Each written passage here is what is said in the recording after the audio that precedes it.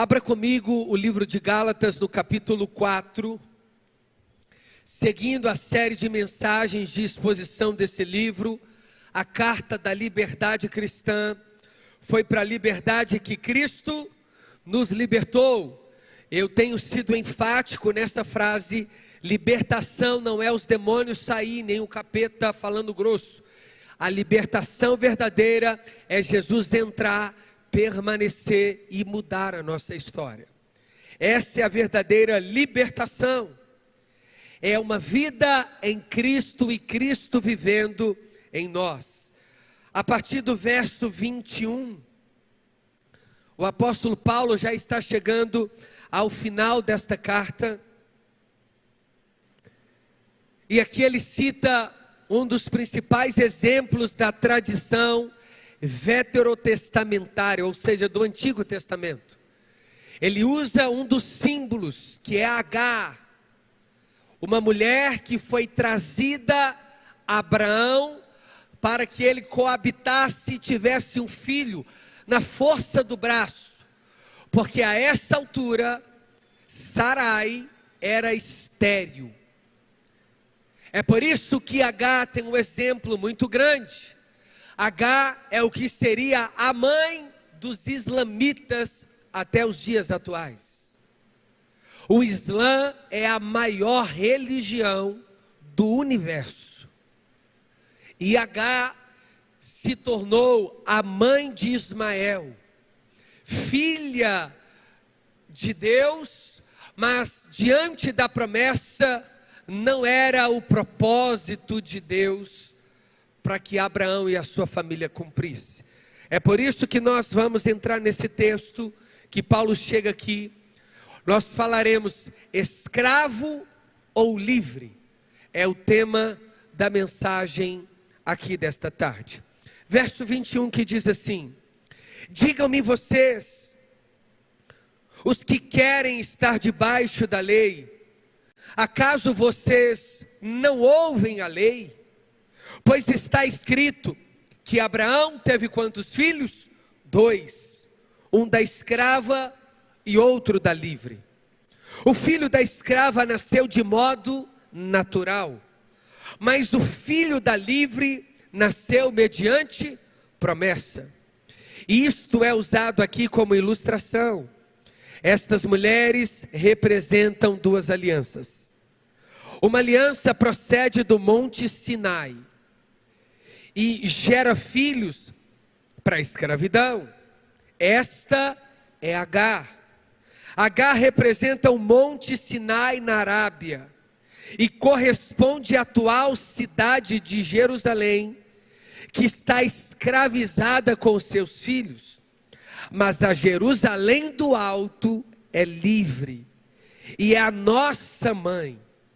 Pois está escrito, Isaías 54, do 1 em diante: regozije-se, ó estéril, você que nunca teve um filho, grite de alegria, você que nunca esteve em trabalho de parto, porque mais são os filhos da mulher abandonada do que os daquela que tem marido.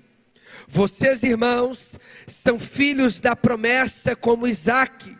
Naquele tempo, o filho nascido de modo natural perseguiu o filho nascido segundo o Espírito. O mesmo acontece agora. Mas o que diz as Escrituras? Mande embora a escrava e o seu filho, porque o filho da escrava jamais será herdeiro como o filho da livre. Portanto, irmãos, não somos filhos da escrava, mas da livre. Feche os seus olhos. Pai, nós queremos agradecer o Senhor por esta palavra. Te louvamos por sua bondade, fidelidade e misericórdia. Obrigado porque aqui nós estamos sendo expostos diante do que precisamos colocar em prática.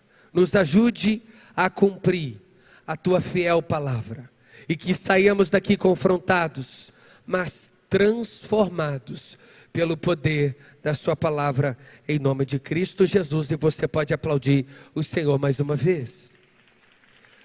No começo estava melhor, Meus irmãos, nós estamos diante de duas grandes famílias que povoam a terra até os dias atuais. Nós temos 3 tipos de estações de filhos, conhecidos como descendência abraâmica, um povo que cresceu próximo ao Monte Hebron, conhecido como os proles, ou aqueles que iniciam a descendência dos hebreus. Este é o mesmo povo, mas Abraão teve um filho chamado Isaque, Isaque teve um filho chamado Jacó, e Jacó lutou com Deus em um lugar onde foi colocado aquele nome de Betel, porque ele lutara contra o homem, o anjo de Deus, ao vendo ele descendo e subindo, ferido na sua coxa, o nome de Jacó passou a ser Israel, mas é o mesmo povo hebreu, agora na descendência de Jacó, com o nome trocado, uma outra dispensação, conhecidos como israelitas, por causa de Israel, o nome que ele recebeu, um novo nome, Jacó. Mas nós temos Jacó dando 12 filhos, e um desses filhos se chamava Judá. Esses homens que dão a origem aos nomes que nós temos até os dias atuais de judeus. Então nós temos um único povo, a partir de Abrão e de Hebron, hebreus, de fala hebraica, a partir de Jacó, Israel, e a partir de Judá, judeus. Mas agora Paulo está escrevendo a uma quantidade de homens e mulheres que não tinham uma descendência dentro da árvore genealógica de hebreus, de israelitas e muito menos de judeus. Eles eram chamados de gentios. Os gentios vêm de gentílicos, gentílicos vêm de gente. Eram esses as características e o maior adjetivo para aqueles que não pertenciam à aliança abraâmica, à aliança israelita e à aliança judaica. Esses gentios, também como povos nômades, de fato, também descendem de grande parte ali, da criação de Deus, ou pode ser ismaelitas e dentre outros. Mas os gentios eram sempre deixados de lado. Mas Paulo, agora sendo hebreu, ele escreve aos Filipenses no capítulo 3, no verso 8, dizendo: se alguém deveria se gloriar na circuncisão, esse alguém deveria ser eu. Ali ele usa carne, porque eu fui circuncidado ao 8º dia. Eu sou da tribo de Benjamim. Quanto à lei, eu sou fariseu. Quanto ao zelo da lei, eu sou perseguidor. Quanto à justiça que há na lei, irrepreensível. Saulo estudou aos pés de Gamaliel, um dos principais rabínicos judeus da época. Gamaliel fazia parte de uma escola chamada Hillel e Shammai, as duas escolas judaicas da época. Mas agora Paulo está escrevendo a uma igreja em grande parte gentílica, pessoas que não conheciam da tradição, e uma outra parte da igreja era judaica, por conta das sinagogas. Sinagogas quer dizer lugar da oração. As sinagogas nasceram por causa do último exílio babilônico. Eles não tinham acesso ao templo, que estava em Jerusalém, construído por Salomão, edificado por Zorobabel e terminado por Herodes. Mas agora que eles não poderiam cultuar no templo, eles criavam espécies em miniaturas desse templo, chamados de sinagogas. As sinagogas tinham 2 principais utensílios dentro dela. Um se chamava bimá, que é uma espécie de púlpito, e o outro a arca da aliança, que tipificava a Arca da Aliança, que ficava dentro do tabernáculo no tempo de Moisés, que os artesãos foram preparados para talhar em uma única peça de ouro, querubins virados um para o outro de cabeça para baixo, com duas asas encostando. A tampa se chamava propiciatório, tinha que ter uma haste de madeira de acácia revestida de ouro, e dentro da Arca da Aliança tinha duas coisas: os pães, representando o maná, a vara de Arão, e outras arcas até tinham também os antigos escritos Pentateuco, os 5 primeiros livros da palavra de Deus. E Paulo sabe que ele precisa dialogar com quem sabia com quem era H e quem nem fazia ideia de quem seja H. Nós temos os gentílicos, que tinham como filosofia de vida Sócrates, Parmênides, Pitágoras, Platão, Aristóteles, e do outro lado, eles tinham como prioridade da vida entender quem era Moisés, Josué, os juízes, os reis, as alianças. É por isso que Paulo, escrevendo à igreja da Gália, ele escreve usando o maior exemplo que nós possamos possuir para entendermos de onde fomos libertos.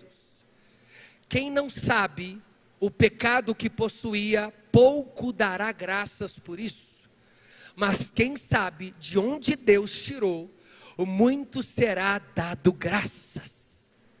É por isso que Paulo agora diz: digam-me vocês, os que querem estar debaixo da lei, acaso não ouvem o que diz a lei?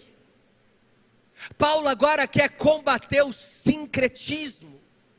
Hoje pela manhã, meu grande irmão, um beijo para você, se você estiver me assistindo. Nós compartilhamos, porque ele disse: pastor, eu quero continuar guardando o sábado. Eu disse: meu bem não, né? Meu bem é só o meu bem. Meu filho, aliás, meu amigo, para ficar melhor. Se você guardar o sábado a fim de ser salvo, já é um senhor de idade ele, você está recosturando o véu.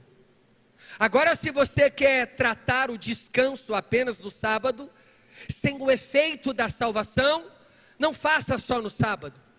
Você pode escolher qualquer dia da semana, porque Jesus satisfez a ordem do sábado. Ele disse: eu entendo em partes, mas aos poucos nós precisamos desconstruir o que a lei diz, porque ainda que a lei permanece, nós não a revogamos, mas Cristo a cumpriu completamente, para nos dar o acesso de que não conseguiríamos se tentássemos viver somente pela lei. Aquele que tropeça em uma vírgula já transgrediu toda, já não dava para ser salvo pela lei. Se você tentasse ser salvo por ela, não bastaria cometer adultério fisicamente. Só de pensar em uma mulher que não seja sua, você já adulterou. Impossível viver pela lei. Se você desejasse viver pela lei, você não necessariamente poderia ser preso ao cometer um homicídio apenas pensando, mas pela lei você já estaria transgredindo ela, porque aquele que deseja o mal ao seu irmão, ou chama de raca, de maldito, já transgrediu a lei e já cometeu homicídio. Não são palavras de Paulo, é de Cristo Jesus. Porque Jesus conhece o interior. Mas os judeus insistiam em preservar a lei, mas a essência corrompida. Digam-me vocês não estão lendo a lei? Acaso vocês não ouvem? Pois está escrito que Abraão teve quantos filhos? 2. 2 nações. Então Paulo começa a exemplificar. O problema é que a turma dos judeus estão com os olhos estatalados, babando, esperando o que Paulo falaria. E do outro lado, os gentílicos. E aí Paulo cita assim: Abraão é considerado o maior patriarca, porque toda a história aliancista começa a partir de Abraão, ainda que nós tenhamos a aliança edêmica, ou do Éden, a aliança noética, a partir de Noé, mas é em Abraão que inicia um povo nômade em direção a uma terra que Deus mostraria para eles mais adiante. Deus fez um pacto com Abraão, e o próprio Deus tornou as duas partes, porque todo pacto, uma parte dava um animal e a outra parte um outro animal. Mas quando Deus fez um pacto com Abraão, ele assumiu as duas partes, porque ele sabia que Abraão seria infiel em algum momento da história, e foi, mentiu a Ebimeleque por conta de Sarai. Abraão também transgrediu, mas ele cita, já que os judeus dizem ser filhos de Abraão, Paulo está refrescando a memória. Vocês são filhos de Abraão, mas Abraão teve 2 filhos, ou vocês não se lembram? E aí ele começa dizendo: um filho era de uma escrava. O judeu, na faixa de Gaza, até os dias atuais, a Palestina é do tamanho de Birité, é uma luta por conta do território sagrado, da mesquita, o que eles chamam, alguns, e outro do que sobrou do templo, que é o Muro das Lamentações, onde os judeus constantemente com o quipá ficam ali balançando. Mas aquele muro não foi construído por Salomão. Quem edificou o muro foi Herodes. O muro protegia o templo, porque todo o templo não ficou pedra sobre pedra, porque Jesus disse isso no sermão escatológico: eu serei morto, o templo destruído, mas ao terceiro dia eu vou reedificar um novo templo. E ele falava de uma nova habitação, que se chama tabernáculo humano. Esse que começou no deserto, que tinha que ser movido de lugar em lugar. Agora, eu e você somos a casa da casa de Deus. Somos a morada de Deus. Mas o problema é que nem eu e nem você somos filhos genealógicos, nem de Ismael, em grande parte, e nem de Isaac. Somos gentios. E Abraão diz, obviamente, que se alguém tem a descendência árabe ou a descendência judaica, eu tenho Oliveira no meu nome. Muito provavelmente o meu tataravô, tetravô, não sei mais o que, vovó, algum momento teve um contato com algum judeu, por receber o nome de Oliveira. Mas o que importa aqui não são sobrenomes. É isso que Paulo quer desconstruir. Não basta ser filho de Abraão, é preciso ser filho da promessa, porque a promessa é maior do que Abraão. A promessa é maior do que Isaac, a promessa é maior do que Ismael, a promessa é maior do que Sarai, a promessa é maior do que Agar, a promessa é maior do que os judeus. Mas o filho da escrava nasceu de modo natural. Pergunta, e o da livre não? Por que ele relaciona modo natural? Tanto para fazer Isaac, quanto para fazer Ismael, o modo tinha que ser natural. O modus operandi é o mesmo. Você não veio de uma... Como é que a mãe fala? Cegonha. Você não veio de cegonha, né? A mamãe não quer ensinar como é que o filho veio. Porque o filho pergunta assim: mãe, como é que eu nasci? Minha mãe esse dia contou para mim e para a Fernanda como é que eu fui criado. De um modo lindo dentro de uma Kombi. Eita glória. Um romance lindo com meu pai. Natural. Discretamente natural. Por isso que eu já nasci gritando centro, Praça 7, Savassi, 2,50 a passagem. Irmãos, o que Abraão está dizendo é que é natural a relação que Abraão teve com Agar, mas é sobrenatural ele ter tido uma relação com Sarai, porque a essa altura Abraão tinha 99 anos e permaneceu firme, inabalável. Um milagre. Imagina a sua bisavó se engravidar, o seu bisavô falar assim: você pai. Você não tem condição não. Biologicamente não existe mais, a corrente sanguínea não sustenta o órgão genital masculino a essa idade, a não ser com uma ajuda medicinal de várias ferramentas e remédios aí do lado de fora, no mínimo. Abraão não usou nada disso. Ele teve uma relação com Agar, mas com Sarai foi uma relação sobrenatural por dois motivos: idade.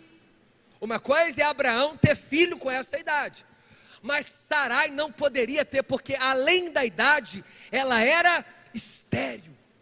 A mulher depois dos 50, biologicamente, qualquer gravidez já é de risco. A pressão aumenta demais. É perigosíssimo. Existe um relógio biológico natural.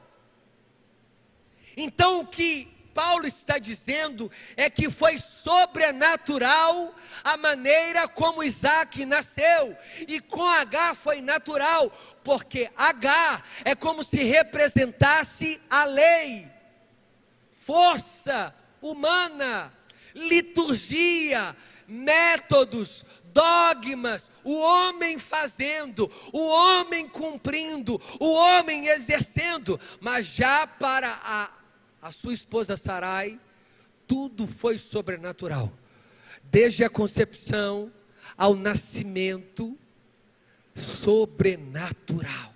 Isaac nasceu da promessa, tanto que quando Deus teofanicamente, essa palavra teofania é uma manifestação, talvez corpórea, de Deus, quando Ele decide aparecer aos homens, não em forma de anjos, mas do próprio Deus. Deus, fania, aparição. Agar não precisou de Deus aparecer a ela, ela só se deitou com Abraão. Mas para Sara ter filho, Deus teve que falar igual falou com Maria, igualzinho. E sabe o que ela fez? Riu. Por isso que o menino chama Isaac, que quer dizer riso. Até eu, irmão, haja senso. Imagina eu chegar ali no culto da melhor idade e perguntar: quem tem 90? Levanta a mão. A senhora vai ter filho. O que vocês vão fazer? Rir. É normal? Não. Para isso acontecer tem que ser sobrenatural. É isso que Paulo diz. Mas aqui ele tipifica e representa o da Agar, é força do braço, lei. É o homem tentando ser salvo, subindo escada, descendo escada, guardando sábado, faz promessa, paga promessa, dá dízimo para receber, vai no culto para alcançar alguma coisa, paga o voto, desfaz o voto, vai no culto como automatismo. Lei, força humana, merecendo a salvação. Mas o filho da livre nasceu mediante promessa, uma palavra. Irmão, quando Deus profetiza, quando Deus profere, melhor dizendo, quando Deus libera uma palavra, é um decreto. A gente costuma dizer assim: meu irmão, põe o pé que Deus põe o chão. Mas o cristão é diferente. É meu irmão, põe o pé que Deus põe a água. Porque mesmo diante da água, Ele te faz andar por sobre ela. É sobrenatural. E a gente querendo fazer a matemática da salvação. Espera aí, 365 dias, eu pequei só 5, sobrou 360 de crédito. Final do ano, Réveillon, se Jesus voltar, eu posso pecar até mais uns 10 pecadinhos que eu estou salvo. Porque na minha matemática aqui está sobrando 360 não pecados e eu só pequei 5. Mereço subir?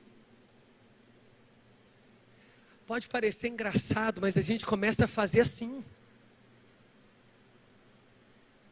A gente entra no culto, acabou de pecar. Ai, Jesus, aqui dentro eu não posso pecar, mas lá fora pode? Não, dentro de igreja, uns evangélicos não falam palavrão, mas em casa fala. Ó, aqui no culto não pode olhar o Instagram, principalmente se tiver coisa errada, mas em casa pode. No culto pode vir bonitinho, decente, mas em casa, no trabalho, mostra tudo. Agar, Isaac. Agar, Sara, Ismael, Isaac. Força do braço, fazendo para merecer, e o outro é recebendo sem merecer nada.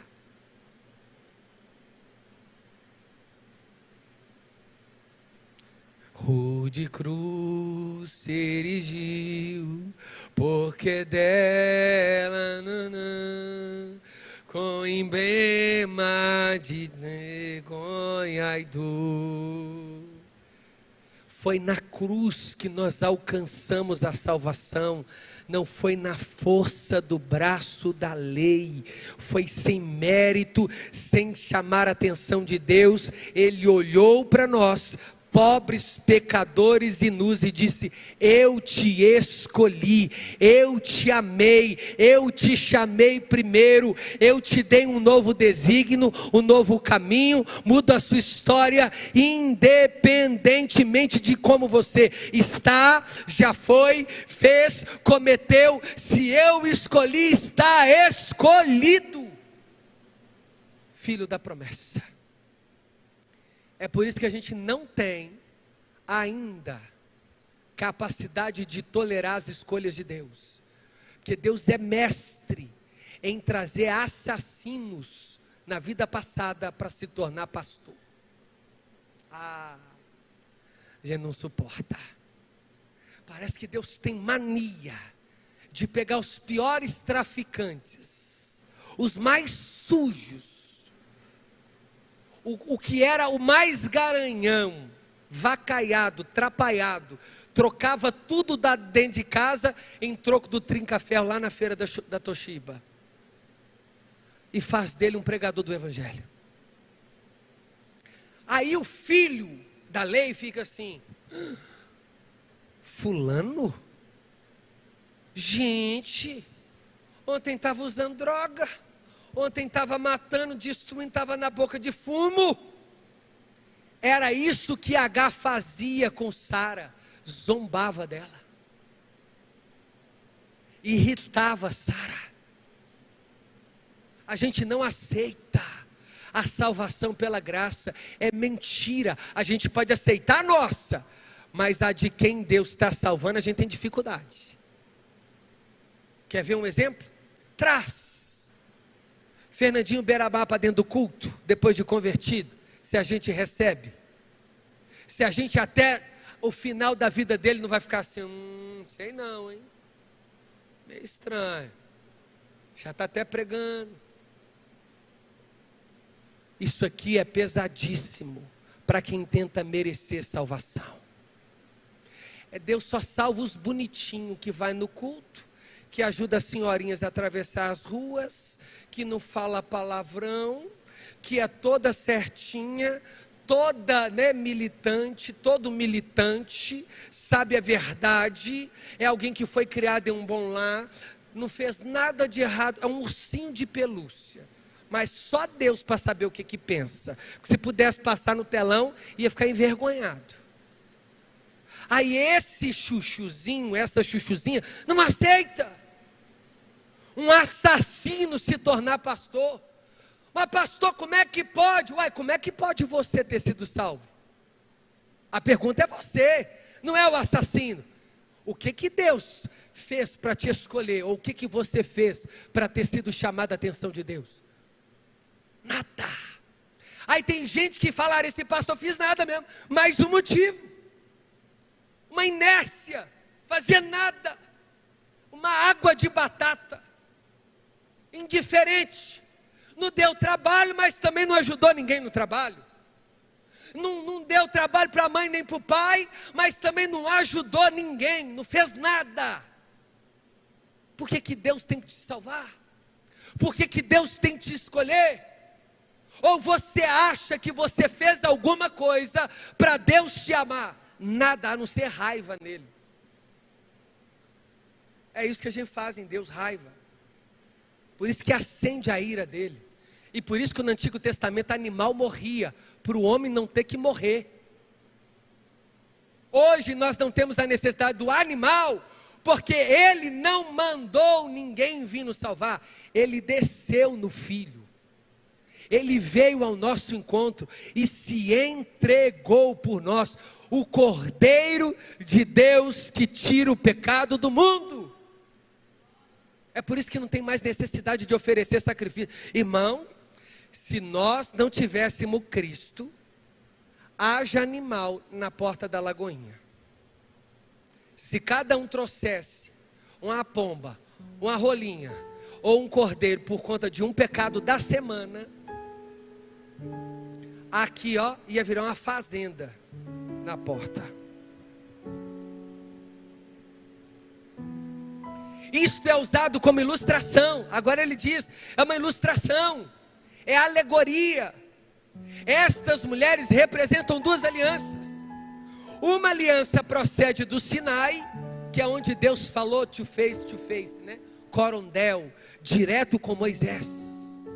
Falou, Moisés, fica de costa. Moisés ficou de costa. Tira a sandália dos pés, Moisés, porque o lugar que você está é santo. Ele tirou. A sarça acendeu e não se apagou. E Deus falava com Moisés. 40 dias no Monte Sinai. Mas o Monte Sinai não é onde Deus falou. Por que aquilo quer dizer que é natural? Porque quando Deus dá lei, Ele dá lei para a gente ver que nós não damos conta de servi-lo pela lei. É por isso que a lei é dura e difícil.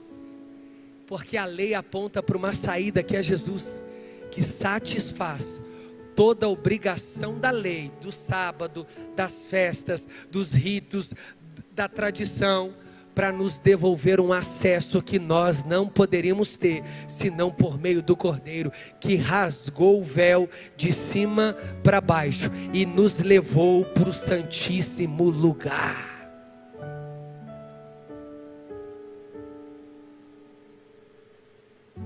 Sabe quando você fala para o seu filho assim, pega o seu brinquedo em cima da geladeira, ele não dá conta. Ele põe a cadeirinha, ele arruma uma escadinha. Aí na hora que ele está tentando, o que o pai faz? Eu vou ser esse tipo de pai. Pego, depois que ele já tentou muito, entrego na mão dele. Aí ele vai falar assim, pai, mas para que você pediu para eu subir? Para você ver que você não dá conta. Mas o presente é seu.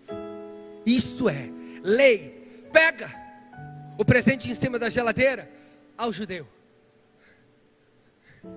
Aí Jesus vem, você não dá conta, deixa eu pegar para você, toma. Só que teve judeu que não quis.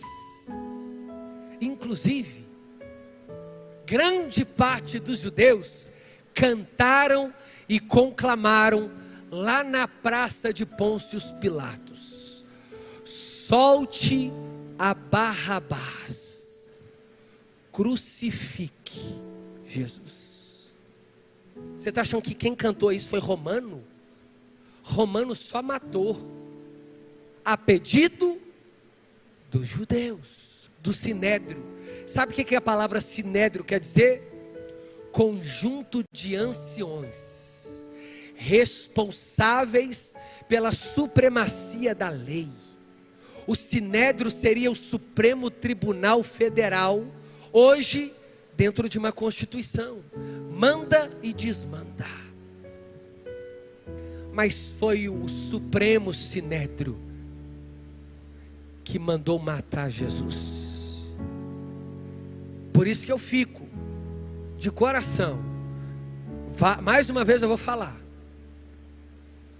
eu amo não só Israel, mas qualquer país.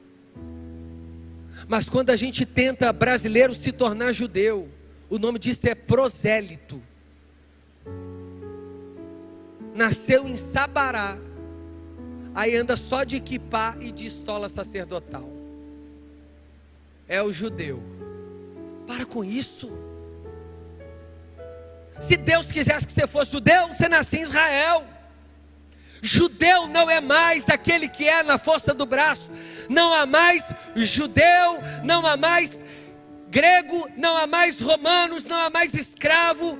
Agora estão aqueles que foram alcançados por Cristo Jesus. É a igreja. Aqui ou em Judá.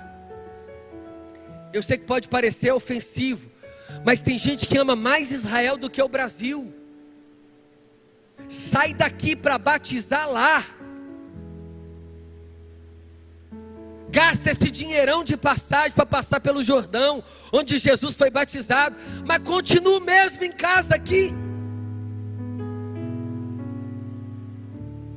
A água do Jordão não é mais poderosa que a piscina que a gente coloca ali nos batismos, ou essa aqui do batistério. O que muda não é a água, é a entrega do coração. Martinho Lutero um dia passou pelas águas e disse assim: eu me lembrei que aquele velho homem, ainda chamou ele de desgraçado, sabia nadar. Todo dia ele quer ressuscitar. Você pode batizar no Éden. Irmão, se lugar definisse crente, o Éden continuaria sem pecado. Se lugar definisse santidade, o anjo que caiu jamais teria caído, porque ele estava no céu com Deus. Mas existem lugares como Babilônia, que Daniel continuou crente lá dentro, não é o lugar. Existe lugar como o Egito, que José continuou crente dentro daquele lugar. Existem lugares como Roma, que Paulo, Pedro, Tiago, João, André, Mateus, Bartolomeu, Judas, mantiveram-se cristãos dentro de Roma. Para de tratar sagrado coisas. O que é santificado são pessoas. Para eu terminar, eu vejo, e é profético, isso é lindo, quando alguém pede para ungir a chave do carro, a casa, eu vou e com o maior prazer, mas eu já vou sabendo que eu tenho que orar pela pessoa. Não adianta eu passar óleo na casa, se está faltando óleo de peroba na cara daquele cara que está levando coisa errada para dentro da casa ungida.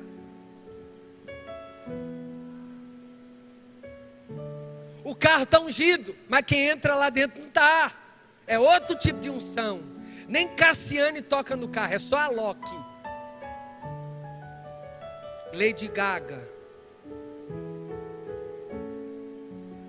Quantos estão entendendo isso aqui? Aleluia. Para eu terminar a introdução e a gente entrar no texto. Brincadeira. Agar representa o Monte Sinai na Arábia. Os árabes, o dono dos petróleos, sheik, que anda com aquela roupa branca de algodão, 100% algodão, para proteger a sua desventurança do seu corpo ondulado. Meu Deus, fui longe agora, né? É por isso que o sheik usa aquelas roupas, para não marcar o corpo. Não pode ver nada, no homem e na mulher. A mulher é burca. O lenço na cabeça é por conta do calor do deserto. Protege, só para isso. Eles, os donos do petróleo, são os filhos de Agar. Mas Deus, pela misericórdia, abençoou Agar e Ismael, que eles seriam multiplicados na terra. E a descendência de Agar se tornou maior do que Abraão. E corresponde à atual cidade de Jerusalém. Mas aí ó, isso aqui que bate nesses judaizantes de hoje. Agar é comparado à cidade de Jerusalém, que é terrena. Aí tem gente pegando terra de Jerusalém para levar para casa, como se fosse sagrado. Agar é Jerusalém. Você está levando terra de escravo. Irmãos, obviamente que aqui os judeus messiânicos que estão me ouvindo vão até me prender. O que eu estou tentando desconstruir é que a Bíblia chama Jerusalém terrena de natural, como ilustração. Para de achar que Jerusalém geográfica, étnica, tem algum poder em si mesmo. Obviamente, dele descende o Cristo, as leis, os profetas, o próprio Deus encarnado. Nasceu em Belém de Judá, cresceu em Nazaré, na Galileia, e ponto. A missão continuou. Olha só, não é eu que estou dizendo não. Na Arábia, e corresponde à atual cidade de Jerusalém, que está escravizada com os seus filhos.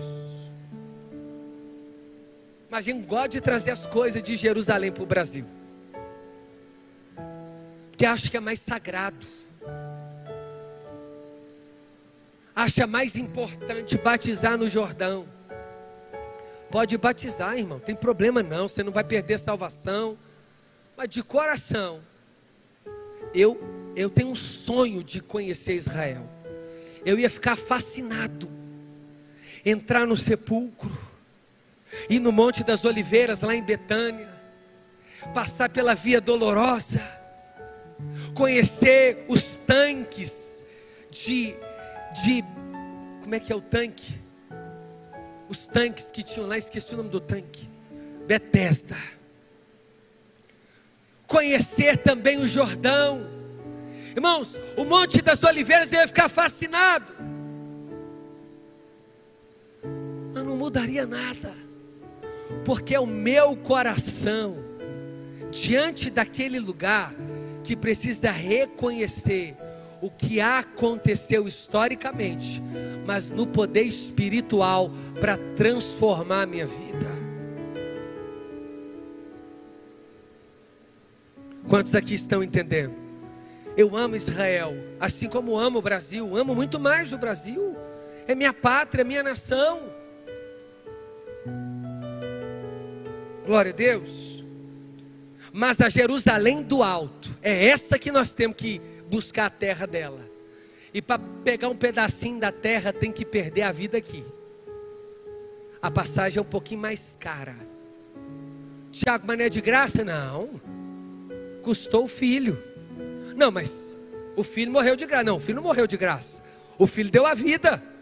Não, mas deu a vida por mim sim, mas você tem que crer, ser batizado e renascer dele. Aí você sobe. Só isso, se você achar pouco, tomar sua cruz todos os dias e negar a si próprio todos os dias e seguir a Jesus todos os dias. Se você achar pouco, só vem, irmão. Quantos estão entendendo? Regozijo ó estéril, Sarai. Você que nunca teve um filho, grite de alegria. Você que nunca esteve em trabalho de parto, porque mais são os filhos da mulher abandonada, Agar, do que os daquela que tem marido, Sara. Você, porque Agar era escrava de Abraão, uma concubina, não era nem esposa. Vocês, irmãos, são filhos de cima, promessa, com Isaac, não é de Jerusalém. Vocês são filhos, promessa. Naquele tempo, o filho nascido de modo natural, Jerusalém, perseguiu. Quem que perseguiu Jesus? Quem que perseguiu os profetas? Os próprios hebreus, israelitas e judeus. Mas o que diz a Escritura? Mande embora a escrava e o seu filho, porque o filho da escrava jamais será herdeiro com o filho da livre. Não tem como abraçar a lei, a tradição apenas, amar só Jerusalém e Israel e rejeitar Jesus. Não tem como. Manda embora o filho da escrava, ou seja, abandona o sincretismo. O sábado é Cristo, as festas é Cristo, o cumprimento da lei está em Cristo, a salvação por meio de Cristo, o caminho é Cristo, a vida é Cristo, o Senhor é Cristo, Deus encarnado é Cristo, o centro é Cristo, as canções é sobre Cristo, a ceia é o corpo de Cristo, o pão é o corpo de Cristo, o caminho vivo é Cristo. Fica de pé no seu lugar e receba os elementos da ceia. Portanto, irmãos, não somos filhos da escrava de Jerusalém terrena. A nossa pátria é celestial. Amém? Nós devemos orar por Jerusalém, para que haja paz em Jerusalém, assim como devemos orar pela África, pelos Estados Unidos, pela Alemanha e por qualquer outro país. Nós devemos abençoar de onde descendeu Cristo, mas eu não aguardo ir para Jerusalém terrena, eu quero subir para Nova Jerusalém celestial. Aliás, ela que descerá, ataviada e adornada, e no encontro da bodas do Cordeiro, eu me reencontrarei com o meu Senhor, aquele que eu me darei em casamento para sempre, o Cordeiro de Deus, que foi morto, imolado, mas ao terceiro dia, ele ressuscitou.